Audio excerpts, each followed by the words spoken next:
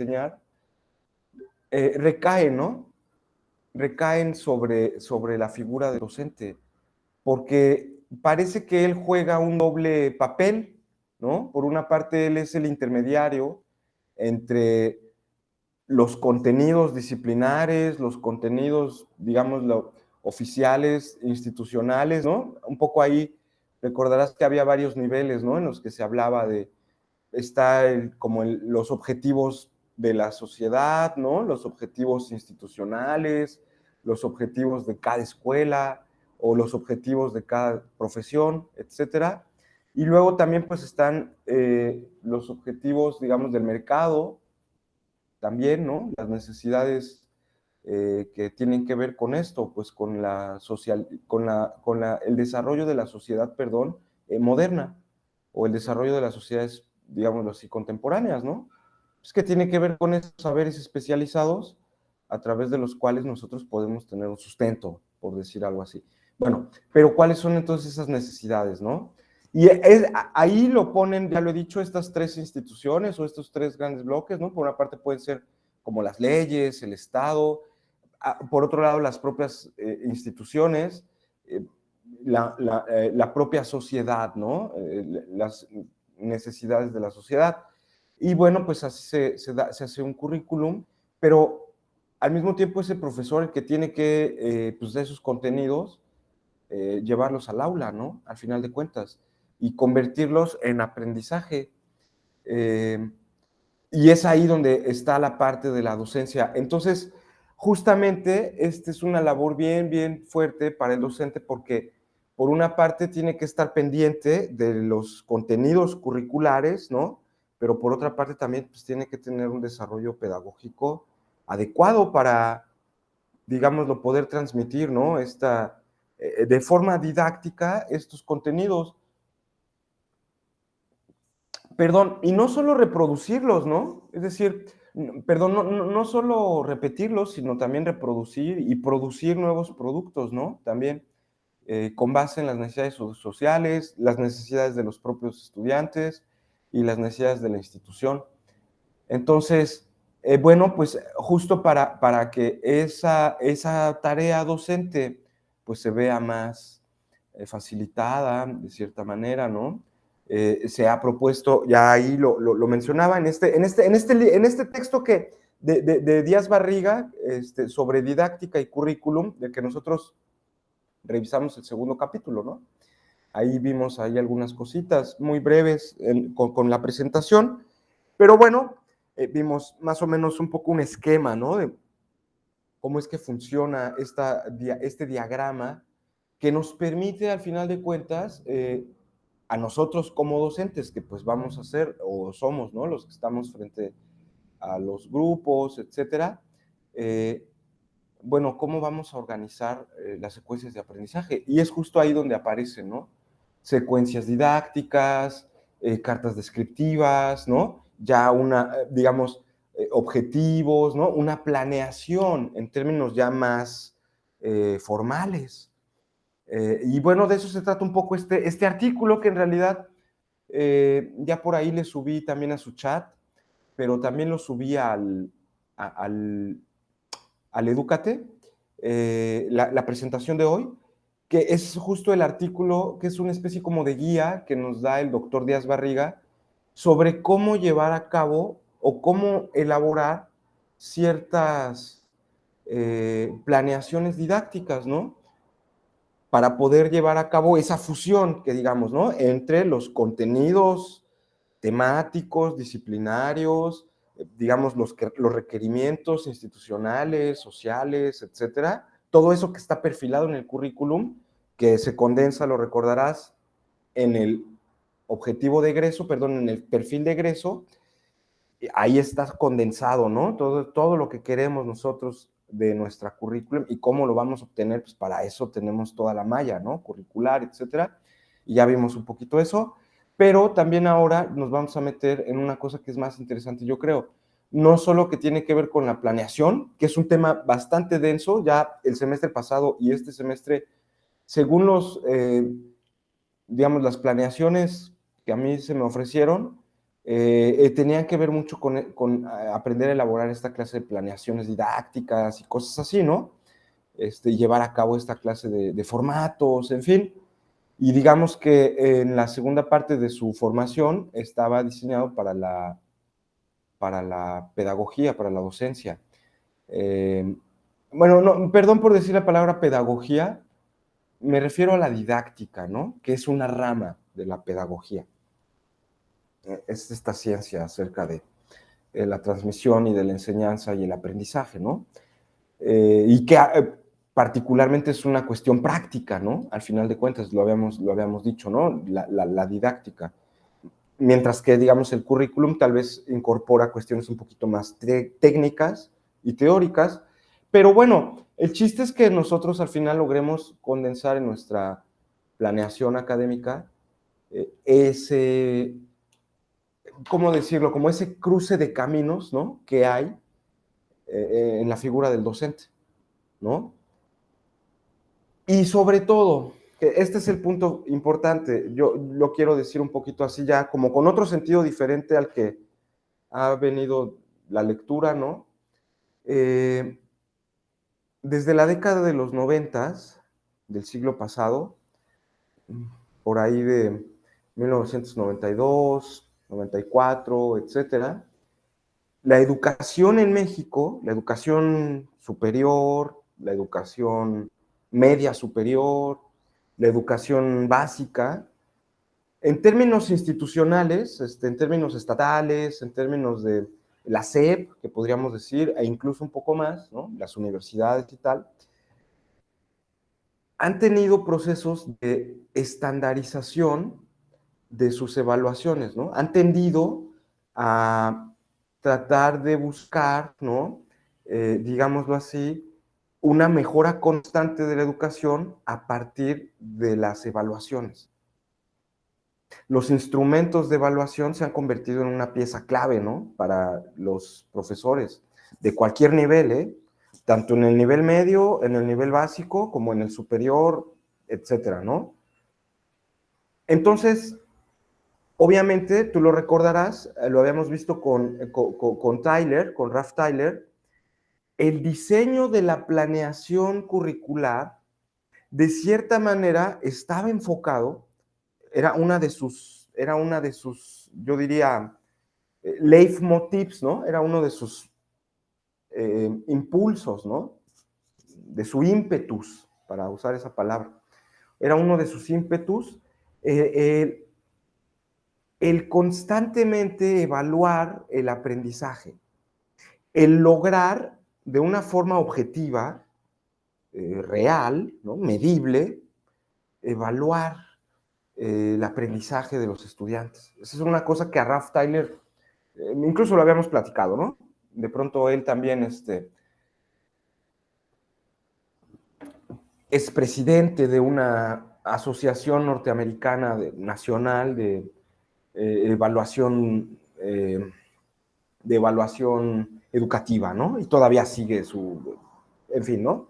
Entonces, estas cuestiones de la planeación académica y de la planeación curricular y de la planeación didáctica, al final de cuentas, todavía tienen un cierto sesgo o digamos, se pueden encontrar, ¿no? Una de sus motivaciones ha sido la constante evaluación. Si tú tienes la planeación didáctica que yo te doy de mi clase y tienes el programa, y aquí está lo que vas a aprender, esta es la manera en la que lo vas a aprender, y cuando tú termines de hacer todas las actividades que hemos puesto aquí, tú vas a aprender a hacer esto y tú vas a ser capaz del otro. Si tú al final de la clase, como alumna, o cualquier otra autoridad, el profesor, otro profesor, o la escuela, o cualquiera, decide, ¿no? Evalúa, bueno, a ver, vamos a ver, estos son los objetivos, estas son las metas, esta es la secuencia, y se logró o no se logró. Entonces, ahí tenemos un parámetro objetivo para medir, ¿no? Bueno, perdón, parece que que lo he mezclado demasiado, pero yo decía, desde la década de los 90, estos modelos de estandarización de la educación, planeaciones, elaboración de criterios por competencias, ¿no? En el que casa muy bien esta clase de planeaciones didácticas con el desarrollo de una suerte de mercado al que le interesa tener obreros, o vamos a decirlo así, eh, bueno, pues no quiero sonar tan grosero, ¿verdad? Pero al que le interesa tener mano de obra calificada o cualificada, ¿no? Entonces, bueno, pues hay que buscar un poco también esa reproducción formal, ¿no? De la vida material en la escuela.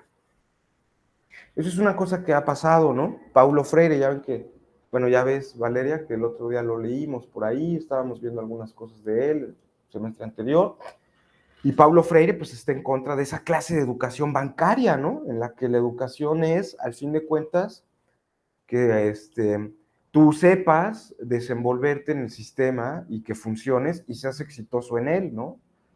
Logres desarrollarte como una persona de éxito en un sistema pues, que además es sumamente injusto, ¿no? Bueno, es ya las cosas de Freire, etcétera. Pero el punto aquí es ¿no? Bueno, nosotros vamos a educar a esas personas dóciles, no nada más tiene que ser ese interés puramente mercantil, ¿no? El que debería regir nuestras planeaciones didácticas. Eso es un poco lo que dice el propio Díaz Barriga, tú lo vas a ver, lo has leído ya, sospecho. No solo en estos textos, bueno, en los textos que hemos leído, lo menciona varias veces, ¿no? En los 3 textos que hemos leído, incluyendo sería el tercero, el propio Díaz Barriga dice que, bueno, de pronto, pues también este modelo por competencias también no empata muy bien con la idea misma de aprender, con la idea misma de lo que significa realmente el aprendizaje o la adquisición de conocimientos, ¿no? Que estos modelos por competencia suelen ser muy, muy chatos, ¿no? A la hora de pensar el desarrollo integral del aprendizaje humano, porque están solo centrados en cuestiones de la técnica, que eres eficaz, ¿no? Logras resolver problemas, cuestiones, digamos, al final el conocimiento solo tiene valor si te sirve para resolver problemas y deja de tener, pues, un valor un poquito más, no quiero decir filosófico, pero pues vamos a decir al menos humanístico, ¿no? Pues, ¿a mí de qué me sirve saber que Cicerón o Marco Aurelio o Heráclito, pues de nada me va a servir en la vida? Pues claro que no, ¿verdad? Pero pues eso a mí me hace un ser humano más integral, ¿no? Pues digo, conozco yo pues, la filosofía de los siglos, ¿no? O sea, pues, digo, al menos ya viví, ¿no? No puedo ser un ignorante, algo aprendí, ¿no? Entonces, aunque no me haga yo millonario, no sé si me explico, son cuestiones que son diferentes, ¿no? Que se pierden. Y entonces el propio Díaz Barriga en esta crítica a la idea de las competencias, desarrollado, como ya lo he dicho, pues, o sea, o bueno, no desarrollado, este sistema por competencias promovido, ¿no? Por, pues no quiero usar esa palabra, pero está como de moda, ¿no?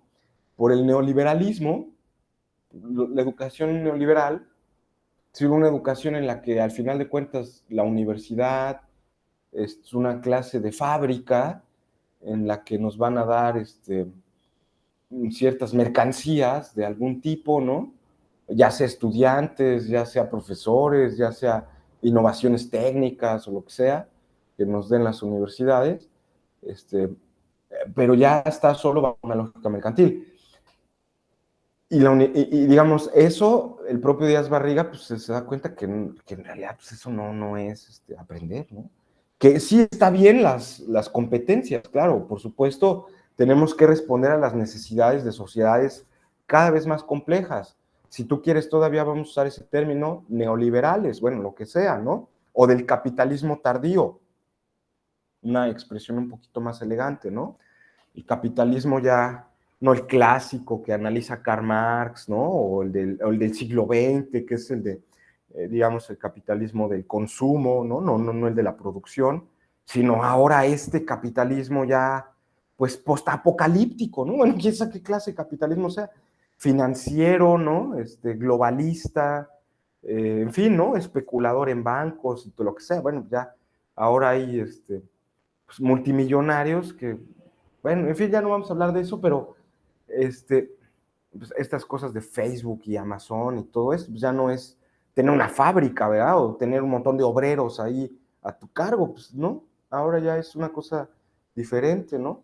Pero bueno, este capitalismo tal, pues tenemos nosotros también, en ese sentido, pues que responder a las necesidades sociales. Porque te acordarás, ¿no? Un poco como la dialéctica en la que se encuentra el profesor o el docente o quien está a cargo de la educación de otro, siempre es entre amoldarlo a la conducta o más bien inclinarlo hacia, apoyarlo hacia su rebeldía, ¿no? No sé cómo decirlo en ese otro sentido. O sea, como que el docente siempre juega ese papel, ¿no? O te inclina hacia la norma, te conduce hacia el, digamos, un poco la idea de educación, ¿no? De conducirte, ¿no? Te va dirigiendo hacia el mainstream aceptado, ¿no? Curso de vida dominante, el sistema, lo que sea, pero al mismo tiempo, pues también él puede ser el propiciador o el que te aliente, ¿no? Para que tú digas, bueno, este sistema es una porquería y cómo yo voy a entregar mi vida, pues alimentar esta basura, ¿no? Pues, también ahí él tendría como un poco está en ese punto, ¿no? Bueno, es como una dialéctica en la que se ve el profesor, el docente, el educador, como sea. Mm.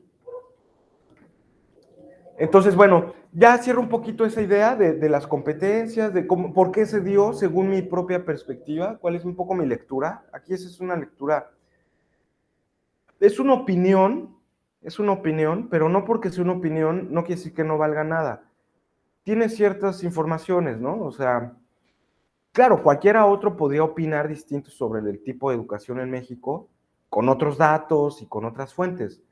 Pero si uno analiza el desarrollo, por ejemplo, de las pruebas muy famosas, ¿no? La prueba PISA, por ejemplo, ¿no? No sé si a ti te tocó que te hicieran, por ejemplo, la prueba enlace. Bueno, pues a mí no me tocó, pero sí hacían la prueba enlace, ¿no? No, a mí no me la aplicaron, pero pues, sí supe de ella. O algunas otras pruebas, ¿no? En las que México, además, siempre sale en los últimos lugares, también hay que decirlo, ¿no? Digo, no es que yo sea muy catastrofista, pero pues, México anda muy mal, ¿no? En español y en matemáticas. Entonces, pues ahí en esas pruebas, ¿no? Estándar y tal, pues claro, el chiste era un poco pues, tratar de mejorar y al final de cuentas para eso nos sirven también las planeaciones. O sea, es un criterio objetivo que te permite de cierta forma medir. No, mira, no solo es el desempeño del docente, y eso es un poco lo que, pues ya, perdón, pero me metí en una cosa ya muy local de México, del país, ¿no? Del Estado mexicano, que tiene que ver con que hubo algunas reformas, sobre todo en el sexenio de Peña Nieto y tal, a la educación, pero ya vienen desde antes, ¿no? Desde el sexenio de, pues yo diría, bueno, desde Carlos Salinas, porque no olvidemos que Carlos Salinas de Gortari, el presidente Carlos Salinas, de los 90, eh, tuvo como secretario de Educación Pública a Ernesto Zedillo, que después fue el presidente, Ernesto Zedillo. Y Ernesto Zedillo pues fue educado en Yale, era un tecnócrata, ¿no? Él fue un científico económico que lo educaron en una universidad norteamericana, ¿no? De alto prestigio, pues como la Universidad de Yale, ¿no? Creo que todavía ya sigue dando clases, o en Stanford, en una universidad de esas muy, muy importantes, ¿no?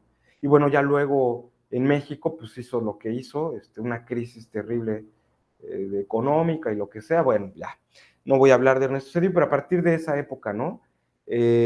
Comienza sobre todo la introducción de los criterios de evaluación para el desempeño docente, ¿no?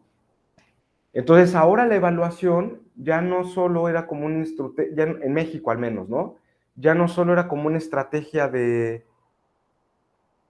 eso, ¿no? Vamos a tratar de corregir la educación en el país, vamos a tratar de mejorar los contenidos, etcétera, sino que ahora se convirtió en una forma en la cual los profesores accedían a sus plazas a través de esas evaluaciones, ¿no? Entonces, obviamente ese sistema se corrompió porque los exámenes, pues, como eran estandarizados, pues tú los copiabas, ¿no?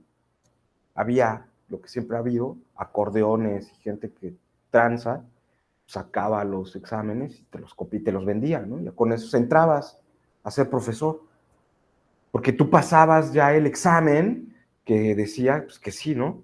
Entonces, esas cosas, por ejemplo, ¿no? Pues, digamos, el modelo de Tyler y de la evaluación docente y de los planes y programaciones y todo, pues, obviamente aquí en México tuvo una instrumentalización un poquito perversa, ¿no?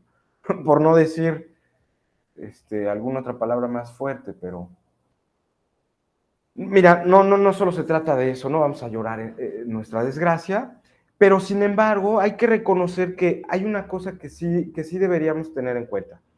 Eh, no es en la década de los 90, sino ya desde la década de los 60 aparece este modelo de competencias y justamente aparece pues en una especie como de crisis, ¿no? En el capitalismo productivista, en el capitalismo clásico, y en el auge o en el surgimiento del capitalismo de consumo masivo.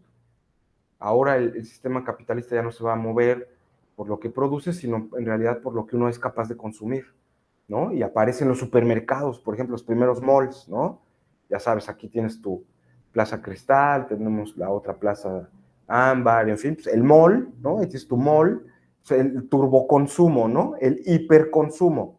Entonces, ahora ya, digamos, el capitalismo, al menos en la década de los 60, 50, evoluciona y eso también le da una cierta, digámosle así, una dinámica nueva al propio mercado y al mundo social. Entonces las necesidades sociales también cambian, ¿no? Se pasa del capitalismo industrial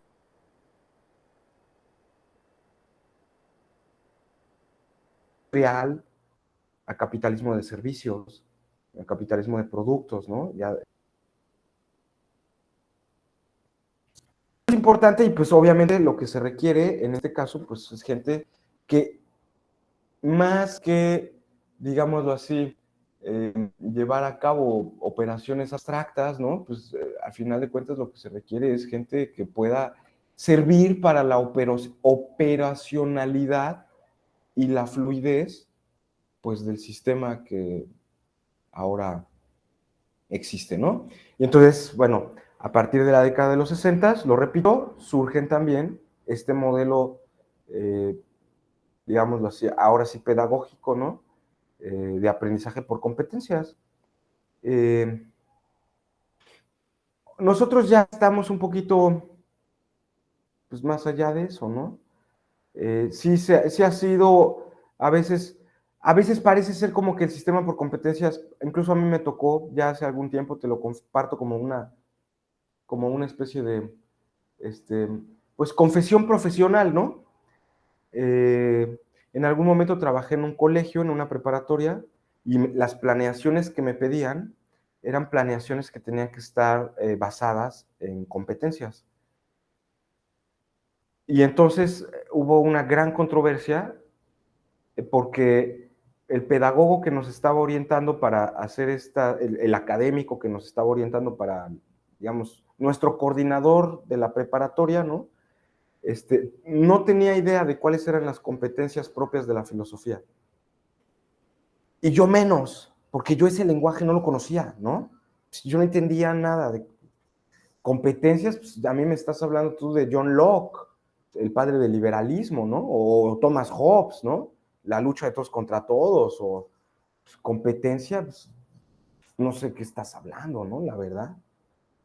Digo, porque yo aprendí mi disciplina, yo ahí nunca me enseñaron pedagogía y usted tiene que saber nada de eso, ¿no? Estoy hablando yo de hace como 10 años, ¿no? Y ahora el plan de estudios de la escuela donde estudié ha cambiado justamente por esta necesidad, ¿no? Nuestros estudiantes salen y no saben ni hacer una planeación académica. Pues, ¿cómo es eso, no? Pues eso sí, salen hablando de Kant, de Hegel, de Schopenhauer, pero pues cuando les dicen en la prepa o en los trabajos donde van, a ver, usted tiene que hacer una planeación por competencias, pues yo me quedé así en la mensa, ¿no? ¿Y qué es eso? Y fue un sufrir, ¿no? Porque tuve que aprender sobre la marcha lo que eran las competencias. Y yo además, bueno, esto ya también te lo digo como, no es tanto, es más personal, sí tiene que ver con la profesión, pero es más personal. Pues yo como soy muy rebelde, me gusta mucho así hacer berrinche, ¿no? Este, pues ya me decía, no, es que las competencias, y pues yo cada vez que me hablaban de eso, se activaba mi teoría crítica, ¿no? Yo sacaba a Theodor Adorno, todos los críticos del capitalismo del siglo XX, ¿no? Ahí yo, Walter Benjamin, no, la tecnología, todo ya estaba yo, porque pues yo no entendía de qué se trataba, ¿no? Entonces fue un poco muy difícil para mí aprender un poco este lenguaje. Obviamente ya después tomé mis cursos pedagógicos, ¿no? Para hacer estas planeaciones. Y bueno, solo un poco eso, ¿no? ¿De qué se tratan las competencias de la filosofía? ¿Qué es una competencia, no? Y yo decía, pues es que una persona que es competente para, no sé, montar un auto o desmontar un motor de un auto, pues puede ser muy incompetente para cocinar, ¿no? Entonces, pues aquí es como muy difícil decir cuál es la competencia que uno tendría que tener o que compartir con todas las otras materias, ¿no? Pero bueno, ya luego pues tomé mis cursos, me fui amoldando y al final descubrí que, como dice Díaz Barriga, ¿no? O sea, al final estas competencias pues, no son otra cosa sino una especie de aprendizaje significativo que tienen los alumnos con el cual pueden desarrollar su propia autonomía. Eso es un poco, ¿no? De hecho, así se mide incluso en las rúbricas, ¿no? En los niveles estratégicos de el dominio de la competencia.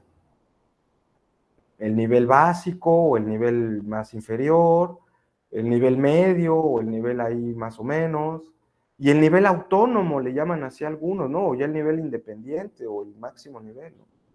En el que ya el estudiante ya no necesita un instructor, ya no necesita alguien que diga cómo hacerlo y qué debe hacer ni nada, porque pues él ya aprendió, ya tiene las habilidades, cuenta con los conocimientos, cuenta con las herramientas, cuenta incluso hasta con las actitudes propias, ¿no? Y yo eso no lo entendía, yo no entendía que era una, una competencia, ¿no? Y pues me dije, ya hasta que pues es un aprendizaje, es una forma de aprender en la cual al final de cuentas lo que se potencia o lo que se, no se potencia, ¿no? Lo que se premia, lo que se pide, lo que se, digamos, destaca, ¿no? Es que nuestros aprendizajes sirvan a la resolución de problemas, nada más. Problemas que demandan pues, los múltiples factores sociales, los factores de la propia disciplina, los factores del propio individuo, ¿no? Los problemas de cada quien. Entonces ahí ya me cayó un poquito el 20, pero bueno, el modelo por competencias ha sido muy criticado, ¿no? Bueno, ya te he dado yo un poquito una pista. ¿Ha sido criticado? Pues sí, porque también se le ha visto como una especie de aliado del sistema contemporáneo, ¿no? Y bueno, ya los pedagogos, Díaz Barriga al menos aquí, que es nuestra lectura, eh, pues propone un modelo diferente, ¿no? De aprendizaje, sí utilizando estas cuestiones de las competencias, pero no reduciéndose a ellas, sino pensando a las competencias como una suerte de procesos, ¿no? Y no sé si te acuerdas, por ahí pone el ejemplo de la capacidad de lectura, de la comprensión lectora, ¿no? Y de, ¿cómo le llama él? Pues sí, de la competencia lectora. Y dice, bueno, si pensamos que la competencia lectora es algo así como que una habilidad que uno adquiere, pues yo la adquirí a los 5 años o a la edad que hayas aprendido tú a leer, ¿no? Y ya, pues a esa edad la aprendí y todo, ya. Pero no, dice, pero la lectura, pero el mundo de la lectura, y seguramente tú lo has experimentado, a mí me gustó mucho por eso, porque de pronto la lectura, dice él, es un proceso que se va ampliando y se va enriqueciendo a lo largo de la medida en la que tú lo vas ejercitando, a lo largo de toda tu vida, además, ¿no? O sea, no es que yo aprendí yo a los 5 años y ya nunca más, sino que un poco como el sufrimiento que yo a veces tengo, ¿no? De los analfabetas funcionales, ¿no? Ahora vivimos en ese, desgraciadamente, ¿no? Sí, claro, funcionan en el mundo social, perfectamente, ¿no? Son obreros, son máquinas, por supuesto, pero no, pero no leen un libro, ¿no? En su vida, pero ni en defensa propia, ¿no? O sea, te van a fusilar, tienes que leer algo, no, pues mátame mejor, ¿no? De veras. Entonces, a mí sí, porque una cosa es que tú sepas leer y otra cosa es que seas analfabeta, ¿eh? Mira, porque yo luego a veces, de veras, con todo el respeto que le tengo a mis alumnos, yo a veces, y la verdad es que ya tengo un poco, o sea, ya tengo, no mucho tiempo, pero ya tengo una década dando clases de filosofía. Y pienso en los estudiantes que tenía yo hace 10 años, cuando yo estaba chavito, y pienso en los estudiantes que tengo ahora, y digo, bueno, sí, a lo mejor los de hace 10 años, este, al menos me comentaban las noticias del periódico. Yo les daba una revista tipo de política, ya ves que me gusta, o de lo que sea, ¿no? La leían y me platicaban de ella. Ahora nada, ¿no? No leen nada. Bueno, les preguntaba incluso a los alumnos, ¿no? De veras, escribían, les decía, tienes que escribir 1000 palabras. Ah, sí, claro, ¿no? Y eran las tareas, ahora les pido 1000 palabras y es como, ¡ah! Un mes, ¿no? Porque no, son 1000 palabras, no, no. Pero pues ni siquiera te estoy pidiendo que construyas tú la teoría, son 1000 palabras acerca de algo que tú estás leyendo. Y entonces veo cómo sí se ha reducido, por ejemplo, como esa comprensión lectora, ¿no? Desapareció, desapareció. Ya es impensable ahora que yo les diga a mis alumnos, bueno, vas a tener que sentarte 5 horas en un escritorio y no pararte de ahí hasta que te acabes este libro. No, pues olvídalo, pues están acostumbrados a ver TikTok de 2 segundos y ya se acabó la historia, ¿no? Está aquí 5 horas sentado, no, olvídalo. Y obviamente llegar a 5 horas, estar sentado y todo, es un proceso que va no de la noche a la mañana, ¿verdad? Es una habilidad, es una competencia, es un proceso que se va desarrollando pues, a lo largo de, pues, no desde que tienes, ya aprendí a leer, no, pues qué padre, ¿no? Sí, ¿y cuántos libros lees al año? Pues el Condorito, el Variedad de Notas, y pues Sensacional de Lágrimas, ¿no? Pues, órale, ¿no? Ya digo, nada más para poner la cereza al pastel. Y este es el pueblo sabio del que habla el Pejelopochtli, ¿no? De los que leen un libro al año. Bueno, menos de un libro, ¿no? Imagínate pueblos tan sabios, ¿no? Menos de un libro al año. En fin, esto no tiene nada que ver con ser un país rico, ser un país pobre, ser un país del tercer mundo, nada de eso, ¿eh? En Argentina están hasta peor, creo que tienen una crisis ahorita, los pobres argentinos, ya una amiga argentina pobrecita, llore y llore porque pues ya la van a sacar de su casa y no sé qué, pero no hombre, platico con ellos y saben quién es Michel Foucault, los chavos de prepa, como si nada, ¿no? Ya se han leído 3, 4 novelas así posmodernas y todo, digo, hay librerías en Buenos Aires, como aquí hay en el barrio donde yo vivo, botaneros y clandestinos, te lo juro, ¿no? Aquí en mi barrio donde yo vivo no hay ni una librería, pero ¿cuántos botaneros y clandestinos no hay? Uf, no te quiero yo decir, ¿no? ¿Por qué crees que yo vivo aquí, no? Yo no, no es cierto. Bueno, entonces, pero eso no tiene mucho que ver, ¿no? Entonces, ahí, por ejemplo, ese proceso de desarrollo de lectura, pues claro que es un proceso que va durante toda la vida.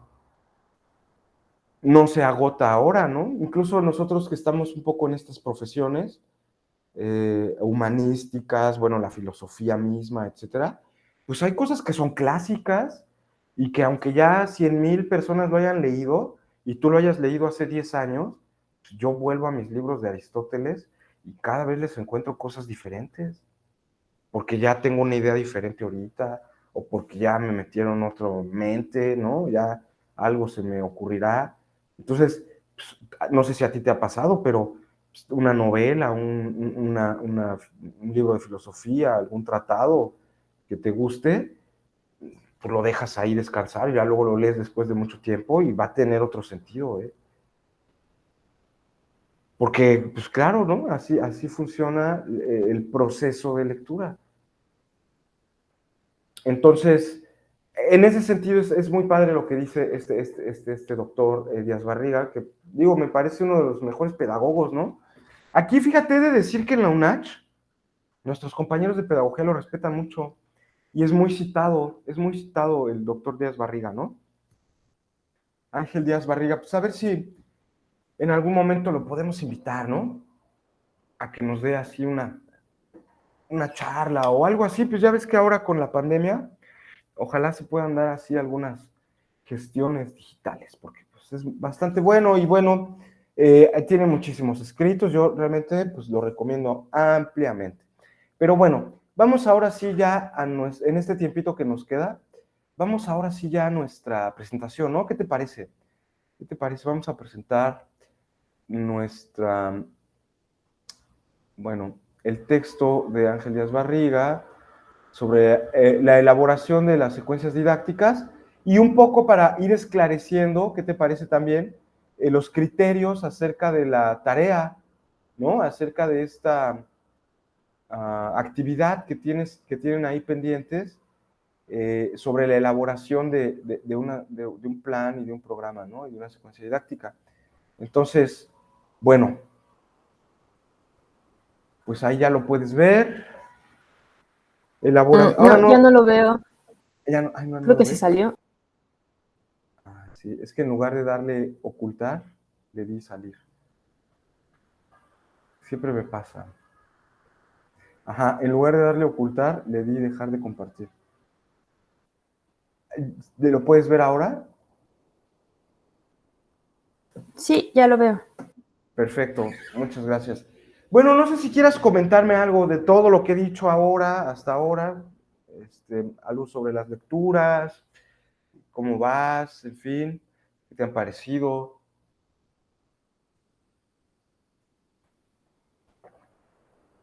Pues me han parecido muy bien, sobre todo porque igual refuerzan la comprensión hacia otros textos que también nos están dejando leer, que también tienen que ver con pedagogía y didáctica. Entonces sí me han ayudado bastante. Ah, qué bien, qué bien. Sí, un poco la idea es que ya cuando estamos en la línea se logre esa integralidad, ¿no?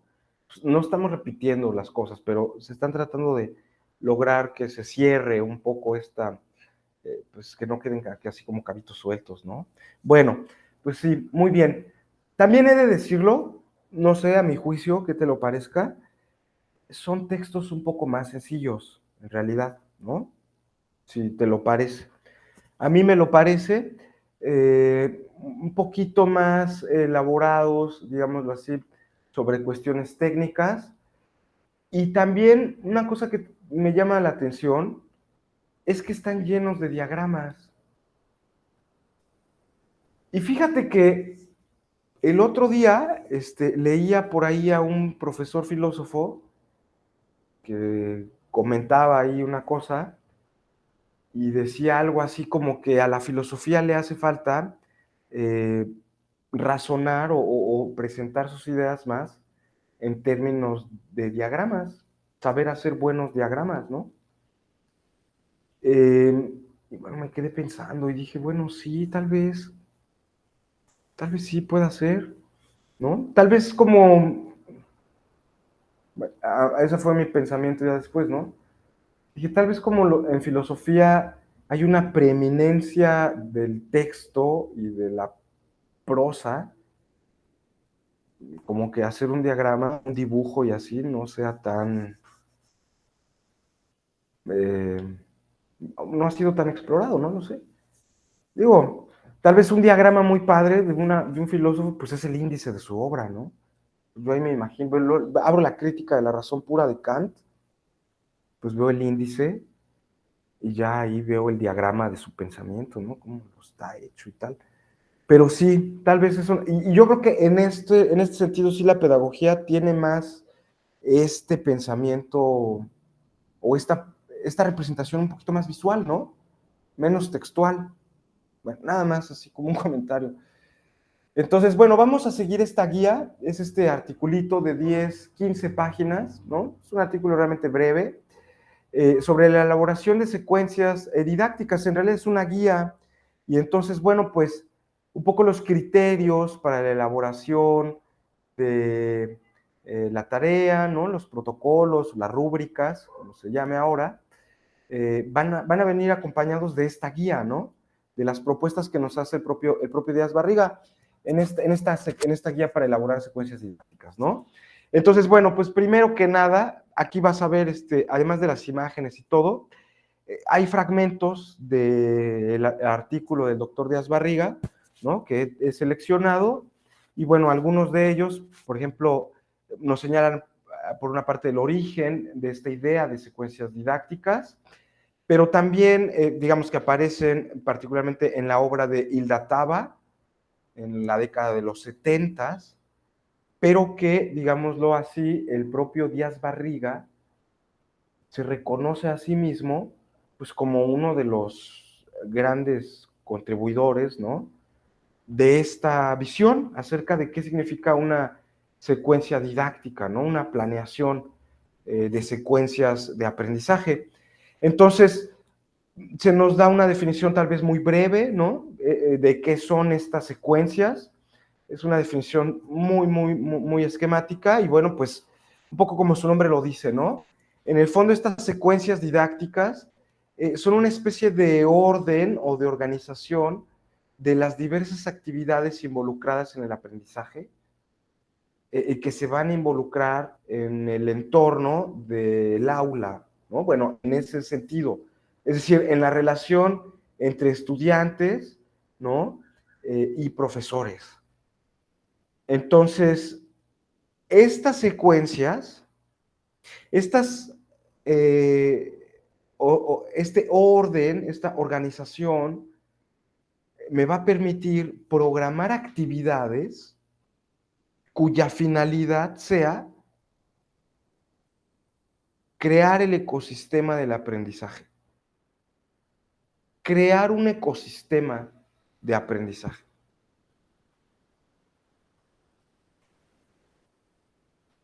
Cada una de las actividades que yo voy a hacer van a configurar una especie de parte de un todo, y ese todo tiene que servir como una especie de caldo de cultivo para que ustedes, en este caso tú, Valeria, logren apropiarse de los contenidos que les estamos tratando de transmitir. Entonces, ¿qué es eso de apropiarse, no? Y aquí aparecen estas palabritas que a mí no me gustan mucho, pero bueno, son parte de la jerga, ¿no? Y es esta idea de tener una especie de aprendizaje significativo.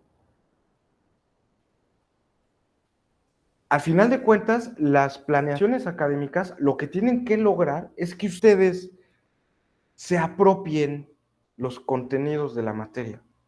Y cuando digo que se apropien, es justo la idea del aprendizaje significativo, es que los hagan suyos. Y al hacerlos suyos, es que ustedes puedan, por una parte, usarlos a su favor. Puedan usarlos no solo para resolver problemas, sino también para plantear otros problemas, otras dudas, para solucionar algunas inquietudes, ¿no? Pero al final de cuentas, ¿no? Es algo que ya les pertenece, con lo que ustedes pueden hacer lo que quieran. O sea, aprendes la filosofía de Kant, es muy probable que, y la aprendes muy bien y tal, puedas dar un curso y venderlo sobre el idealismo kantiano. Muy probable, aunque en la escuela nada más hayas aprendido 2 meses de Kant. Sí, pero se desarrolló toda una serie de acciones que a pesar de que el honguito apenas va creciendo, pero la humedad del ambiente permite que el honguito que va creciendo siga prosperando.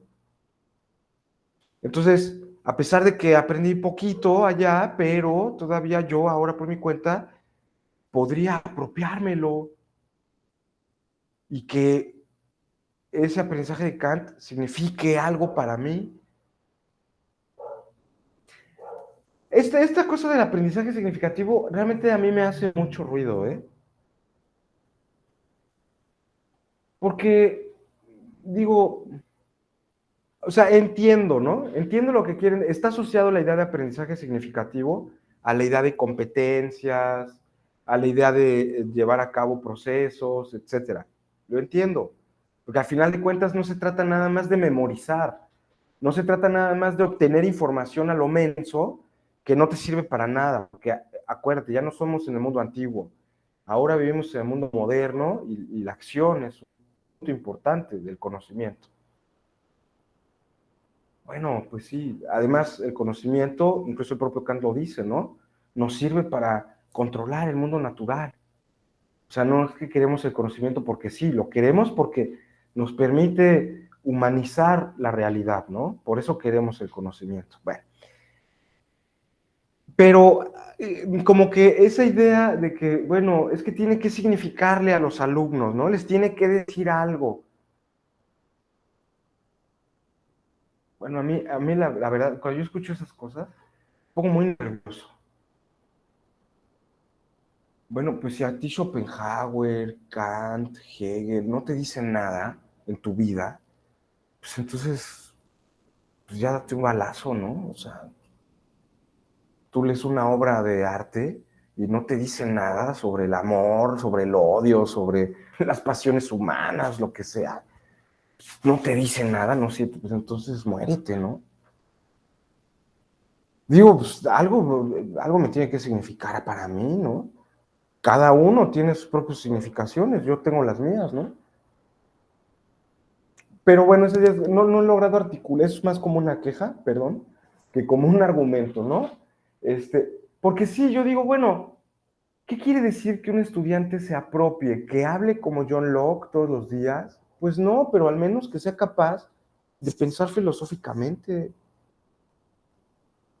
no que piense como X o Y, ¿no? Bueno, en fin. Pero un poco la idea del aprendizaje significativo es que ustedes sean capaces de hacer algo con eso que se les ofrece.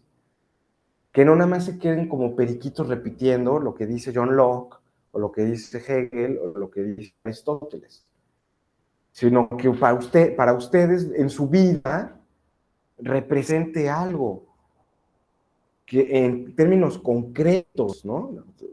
Hegel decía, sí, pero eso en tu vida concreta, ¿qué te dice, no? Perdón por este lenguaje, porque la verdad a mí me da mucha flojera, ¿no?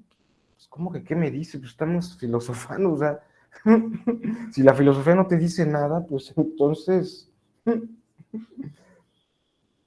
pues sigue viendo la tele, ¿no? No pasa nada, aquí seguimos todos igual, no te voy a criticar, ¿no? Bueno, eh, entonces ahí es un poco la idea, ¿no? Hacemos todas estas planeaciones, no para que aprendan y se memoricen todo, sino para que al final ustedes lleguen a desarrollar su independencia. Con eso que han aprendido, logren hacer cosas por ustedes mismos, ¿no? Entonces, bueno, también, digamos, habría que decir que estas planeaciones, pues no nada más son puros formularios, ¿no? Que, pues, a veces así parece. Son puros formularios o que hay que rellenar ahí puras tablas, ¿no? Y como ya te había dicho al principio casi, perdón, es el instrumento que nos permite, ¿no? Medir el conocimiento real que uno va a transmitir, es decir, medir el progreso de la educación. Entonces, por eso no es de balde, ¿no? No es nada más así, ay, llénate tu formato y pone lo que quieras, ¿no? Porque aquí se involucra sobre todo, la habilidad didáctica del docente. Es en la planeación donde tú te das cuenta si el docente sabe o no sabe enseñar.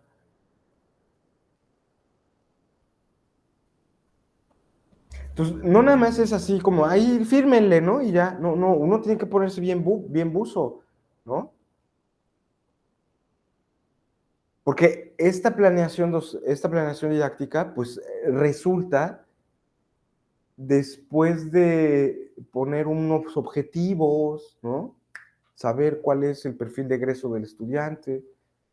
Y obviamente cada una de las actividades tiene que tener una relación coherente entre sí. Y una de las cosas que se enfatiza, sobre todo en los modelos por competencias, es que estas actividades se logren relacionar con problemáticas y contextos concretos. Por eso puse aquí mi escena de estos amigos, ¿no? A ver, vamos a resolver una problemática, pero real, ¿no? No la que yo me imagino así en mi laboratorio o yo en mi cuarto, ahorita aquí filosofando, sino que realmente los estudiantes se enfrenten a un problema real de la profesión, de la sociedad o de la institución. Entonces tenemos que ponernos en situaciones concretas, ¿no? Estas evaluaciones, estas planeaciones didácticas, no pueden ser planeaciones en el aire.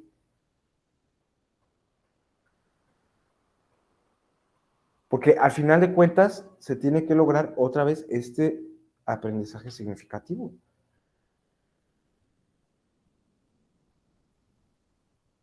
Si no, entonces para ustedes hablar de Kant y que Kant ustedes no lo puedan vivir en su vida cotidiana, no habrá servido de nada. Para eso es la idea de la planeación. Y por eso tenemos que ponerla en contextos concretos. Por ahí hay un chisme, un rumor, de mal gusto yo diría, pero por ahí anda. Lo voy a decir. Hubo un intento por ahí de algún filósofo de, pues no sé, traer la filosofía al sureste, pero en la península de Yucatán, en Mérida, ¿no?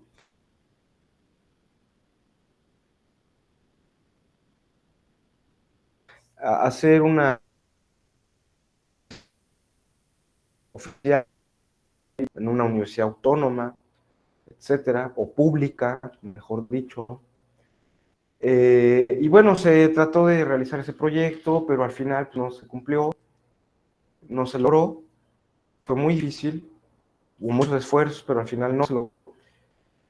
Y uno de los comentarios, ahí va el rumor, el comentario de mal gusto, es que de pronto una de las razones que daban sobre el fracaso de por qué no se logró consolidar la licenciatura en filosofía en la ciudad de Mérida,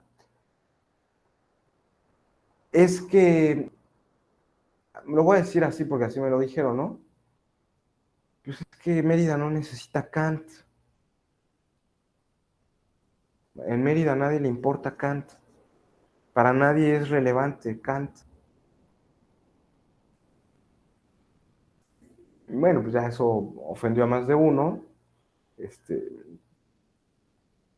pues sí, ¿no? Pero si yo no logro que estos contenidos filosóficos logren aterrizar en la circunstancia social en la que yo me estoy moviendo, pues entonces, ¿para qué se los enseño? Acuérdense, esta idea del aprendizaje significativo no es nada más tener información por tener información, ¿eh? Pues para eso ya tenemos la Internet.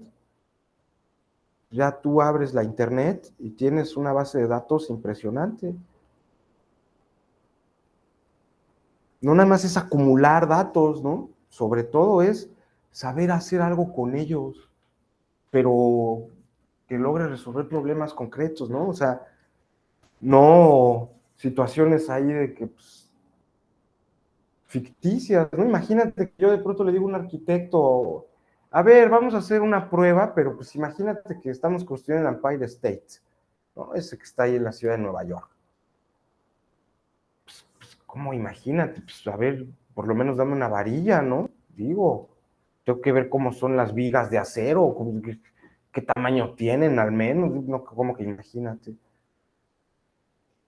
O a ver, piensa si el terreno que hay allá en Coita, pues como que se ve duro, ¿no? Pues sí, sí se ve como que se ve duro, pero pues ¿dónde está la mecánica de suelo? Para que tú me digas si realmente ahí puedo yo construir o no puedo construir, se va a hundir o se va a hacer a un lado, ¿no? Situaciones reales, ¿no? No, ahí te inventes nada, ¿no? Es un poco la idea, ¿no?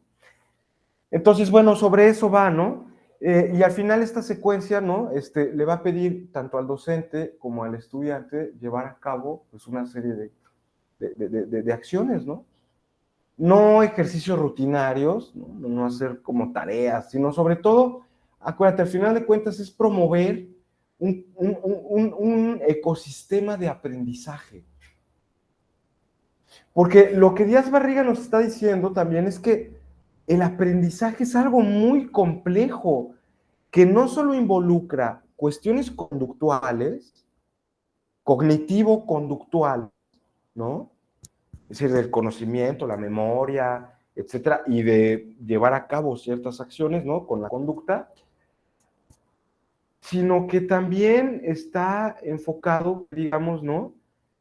Con una, es decir, ese aprendizaje no entra igual, ¿no? No se da a todos de la misma forma. No sé si me explico. Entonces, por eso es que el estudiante lo tiene que hacer propio, ¿no? O sea, de acuerdo a sus propios modos de aprender, qué es lo que a él más le ha convenido, ¿no? Entonces, esa es un poco la idea, ¿no? Que aparece acá. Y miren, es una secuencia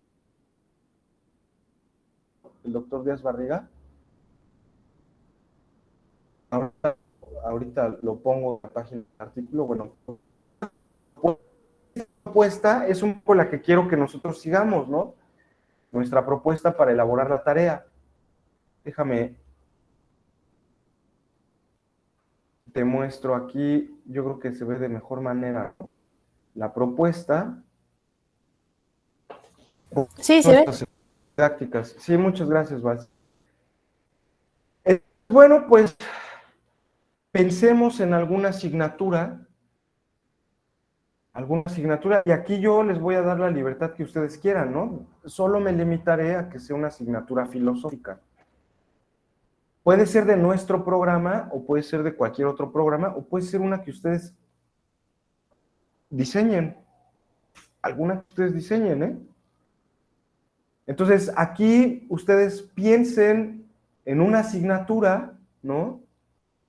Donde dice unidad temática o ubicación, es un poco el semestre, ¿no? Es decir, en qué nivel del organigrama de la secuencia de la malla curricular se encuentra su asignatura.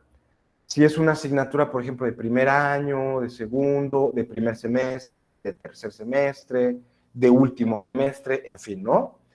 ¿Eso En dónde va? que eh,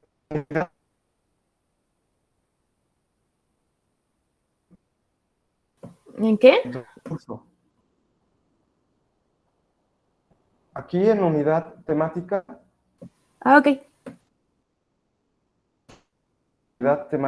o ubicación del programa, es el semestre, ¿no?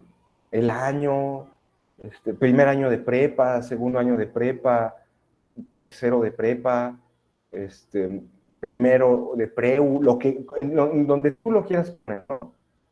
Pero es el semestre, vamos a decirlo así, ¿no? La ubicación que tiene tu curso dentro de toda la matrícula, dentro de toda la currícula, mejor dicho. Luego, y en el se ponen, digámoslo así, la presentación de tu curso. ¿De qué trata? ¿De qué se trata tu curso? ¿Cuál es el tema? ¿De qué vamos a hablar en este curso?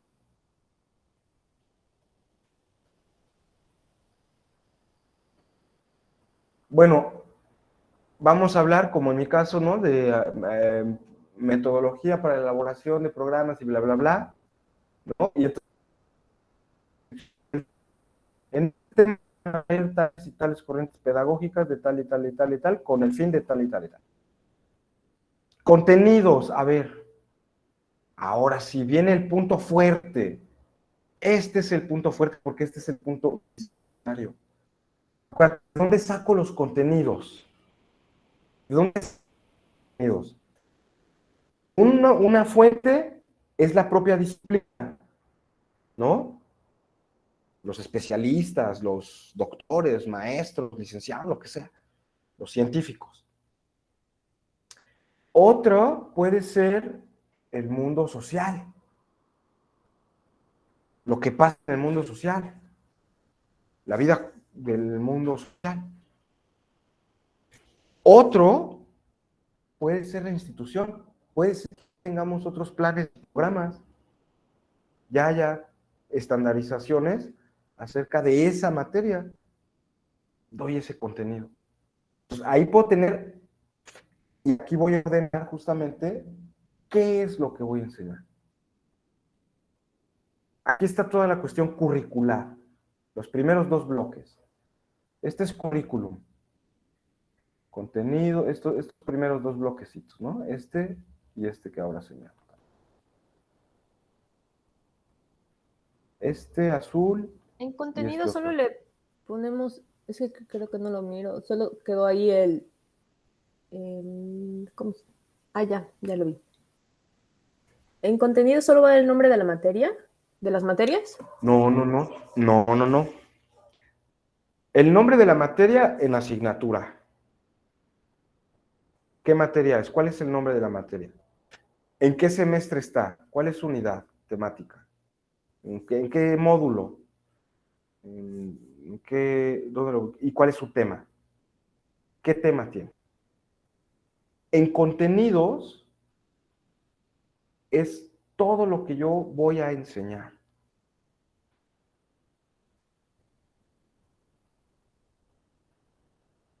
Por ejemplo, si mi asignatura es de metafísica, nombre de la asignatura metafísica, unidad temática, vamos a decir segundo semestre o tercer semestre, el que tú quieras, ¿no? Y entonces, en general de la metafísica. La ciencia del ser se encarga de bla, bla, bla, bla, bla, bla. Veremos los conceptos y las principales discusiones de la metafísica. Contenidos. ¿Qué de toda la metafísica voy a ver?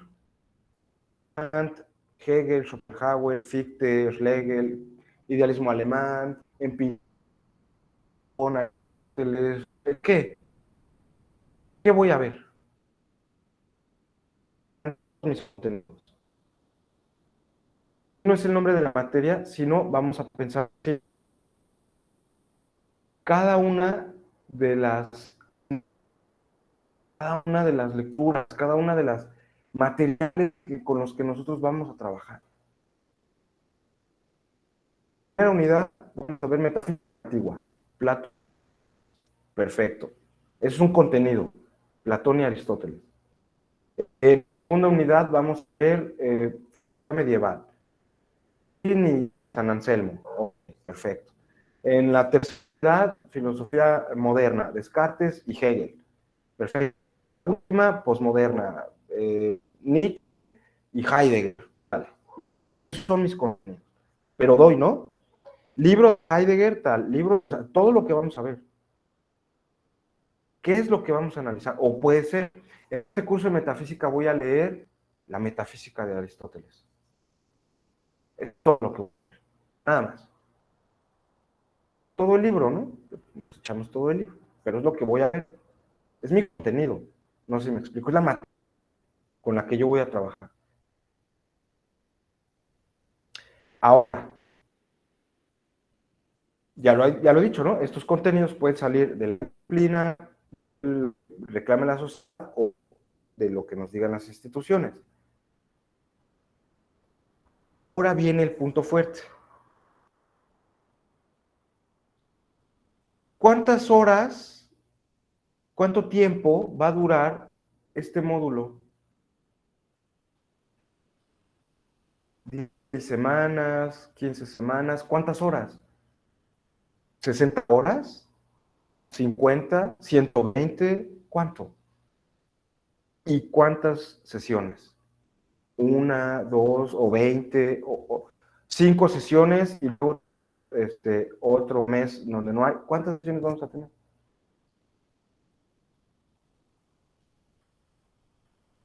Yo creo que ya aquí aparece lo más complicado es fijar los contenidos. Es más difícil. ¿Qué es lo que voy a enseñar? Quiero enseñar, quiero enseñar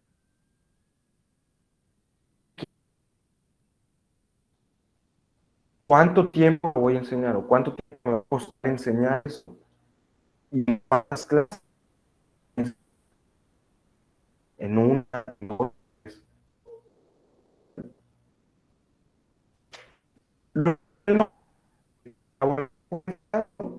Y luego,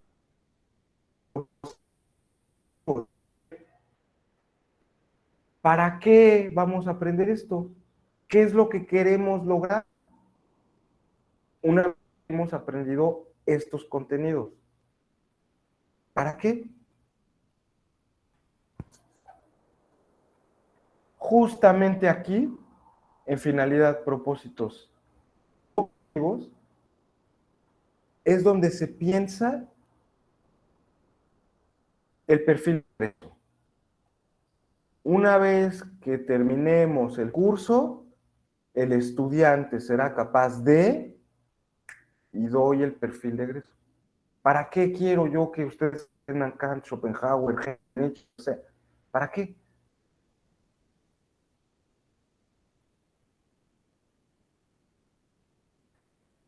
No es, no es pertinente, por ejemplo, hablar de un problema o de un proyecto o de un caso, ¿no?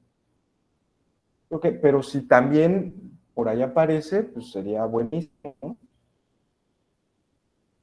Bueno, pues el proyecto sobre ética animal o el proyecto sobre la no contaminación del agua, en fin, ¿no?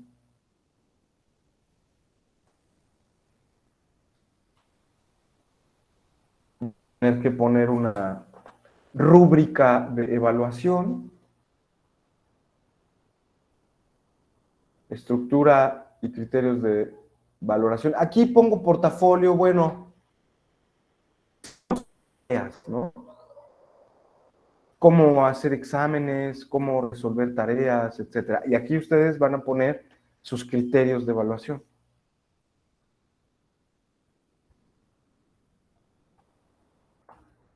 Hasta aquí el plan, pero luego viene la secuencia didáctica.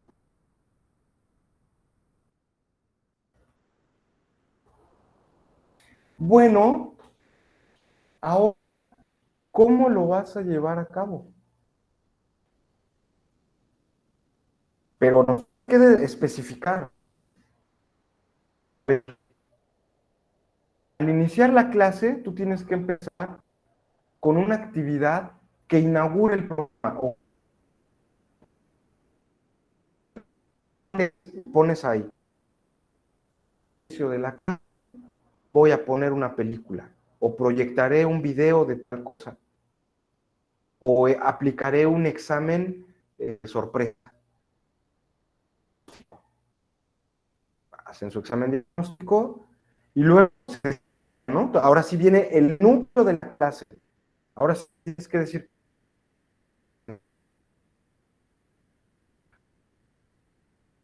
¿qué va a pasar?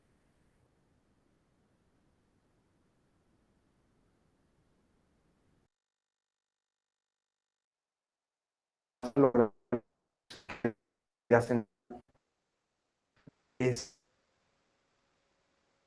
con actividades. Todo eso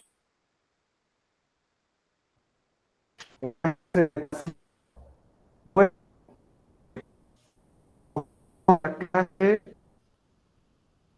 una clase de metafísica y comenzaré hablando acerca de la importancia.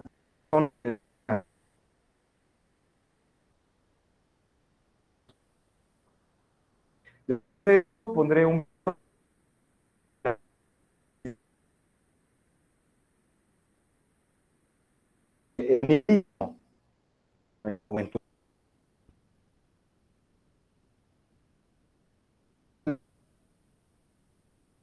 un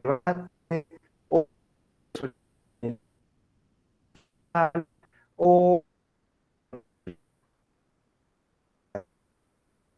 y por último de ver vamos de ideas en la que me digan cuál.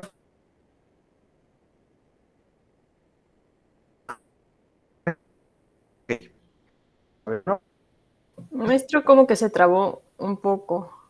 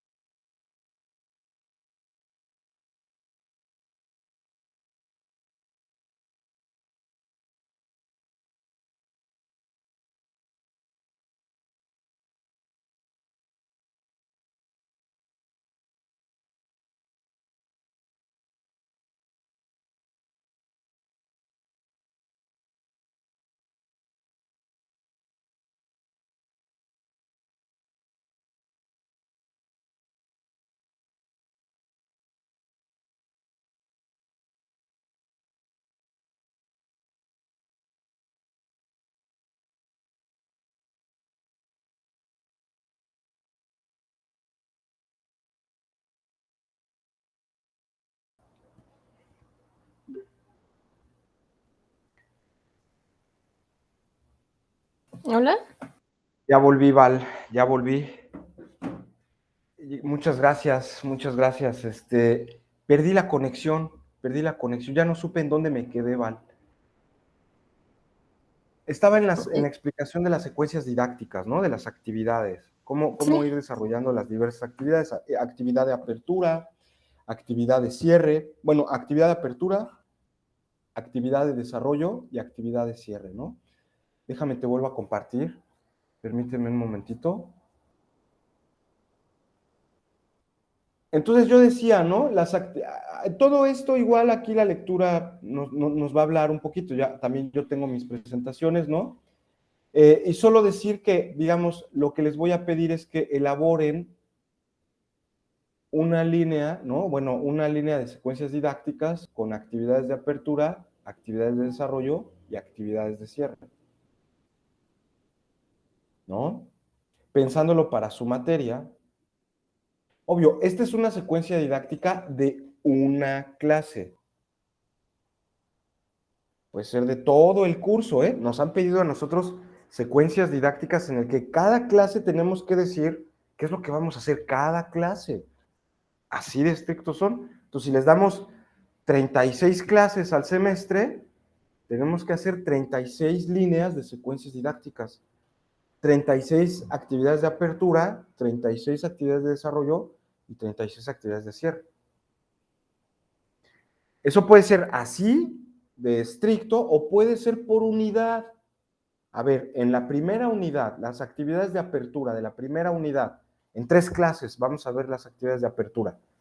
Leer el texto. 3 clases le vamos a dar para leer el texto. Abrimos el tema.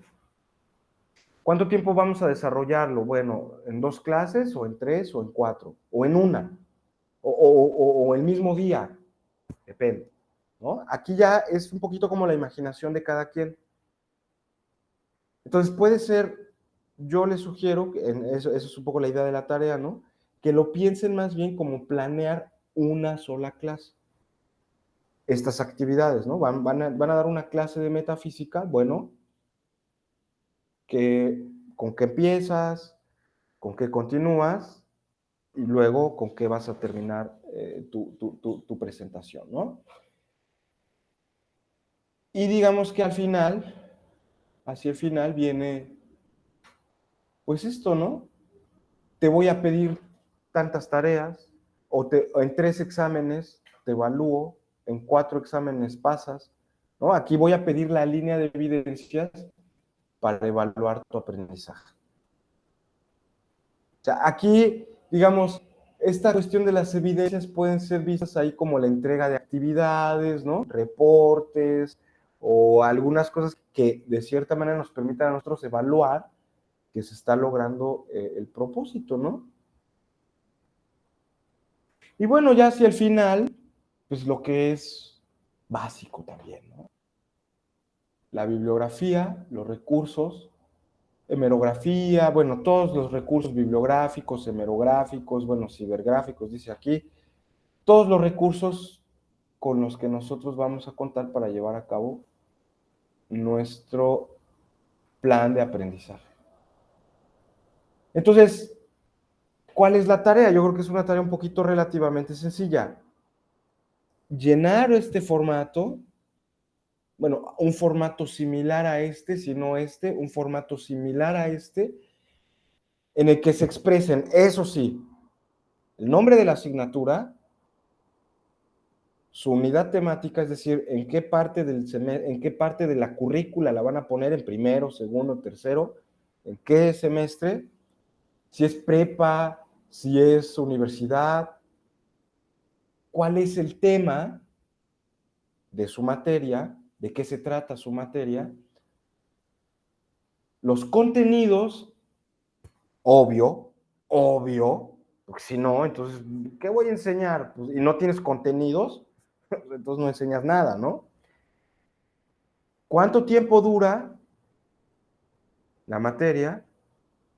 Su nombre, por supuesto, la finalidad, los criterios de evaluación y la secuencia didáctica. Eso no puede faltar. Podrá faltar tal vez.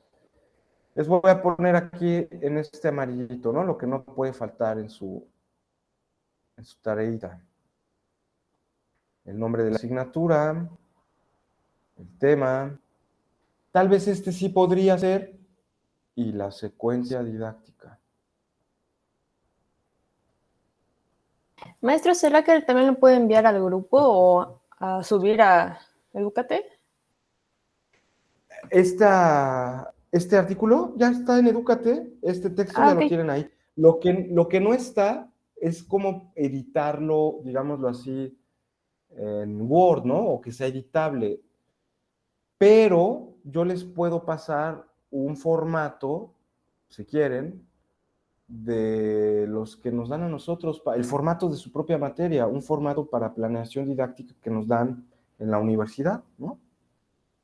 Sí, Nada más que este formato no tiene la secuencia de actividades, perdón, la secuencia didáctica de esta forma organizada.